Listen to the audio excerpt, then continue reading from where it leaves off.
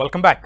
ఆగమ శాస్త్రబద్ధంగానే శ్రీవారి ఆలయంలో మహాశాంతి హోమం నిర్వహిస్తామని శ్రీవారి ఆలయ ప్రధాన అర్చకులు రామకృష్ణ దీక్షితులు తెలిపారు. ఉదయం 6 గంటల నుంచి 10 గంటల వరకు హోమం కొనసాగుతోందన్నారు. హోమం తర్వాత ఆ శక్తి జలాలు వంటశాలలో ప్రోక్షణ చేస్తామన్నారు. భక్తులు ఆందోళన చెందాల్సిన అవసరం లేదంటున్న రామకృష్ణ దీక్షితులతో మా ప్రతినిధి మురళి ఫేస్ టు ఫేస్. ఆలయ ప్రధాన అర్చకులు రామకృష్ణ దీక్షితున్నారు. రేపటి హోమం గురించి స్వామిని అడిగే ప్రయత్నం చేద్దాం. రేపు కార్యక్రమం హోమం ఎన్ని గంటల నుంచి ఎన్ని గంటలు జరుగుతుంది, కొంచెం స్పష్టత చేయండి స్వామి. ఉదయం 6 నుంచి 10 వరకు యాగం జరుగుతుంది.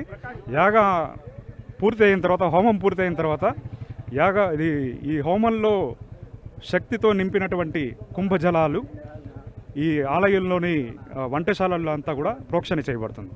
దాని ద్వారా ఏదైనా దోషాలు ఉన్నా కూడా, ఆ సంశయం ఉన్నా కూడా నివృత్తి కలుగుతుంది. ఇది ఆగమ శాస్త్రబద్ధంగా దీన్ని ఒక పరిష్కార మార్గం అందులో చెప్పబడింది స్వామి. ఇది చెప్పబడింది, స్పష్టంగా చెప్పబడింది.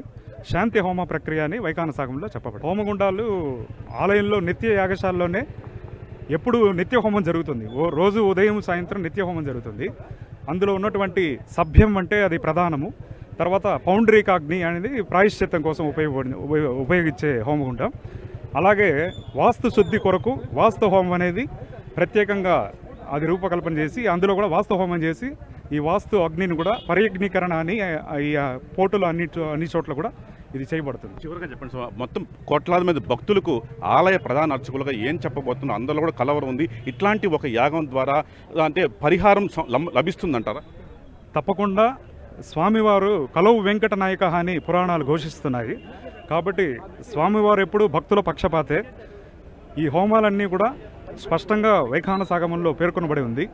వీటి నిర్వహణ ద్వారా ఏదైనా సంశయాలున్నా ఈ శ్రవణ దోషం ఇవన్నీ కూడా సంపూర్ణంగా తొలగిపోయి భక్తులకి సుఖశాంతులు స్వామివారి ద్వారా అనుగ్రహించబడుతుంది.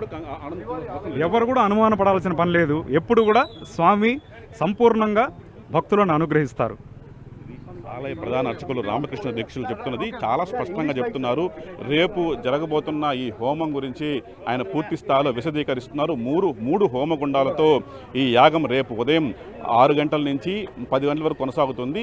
భక్తుల్లో ఎలాంటి సంశయం అవసరం లేదు. ఇట్లాంటి ఒక సంశయం తలెత్తినప్పుడు ఆగమ శాస్త్రంలో కొన్ని పరిష్కార మార్గాలు ఉన్నాయి.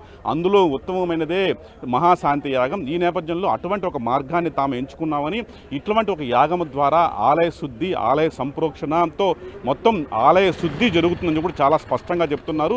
దాదాపు 8 మంది ఋత్విక్కులు మనం ఇప్పుడు మాట్లాడిన ఆలయ ప్రధాన అర్చకుల ఆధ్వర్యంలోనే రేపు ఈ మహాశాంతి యాగం ఆలయంలో కొనసాగబోతుంది. కాబట్టి ప్రపంచవ్యాప్తంగా ఉన్న భక్త కోటి ఆలయంలో ఏదో దోషం జరిగిపోయిందని ఆందోళన చెందాల్సిన అవసరం లేదు.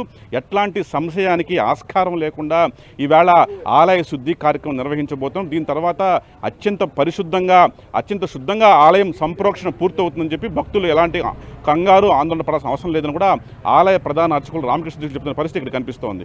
కెమెరా పర్సన్ హేమంత్తో మురళి, 10 టీవీ, తిరుపతి.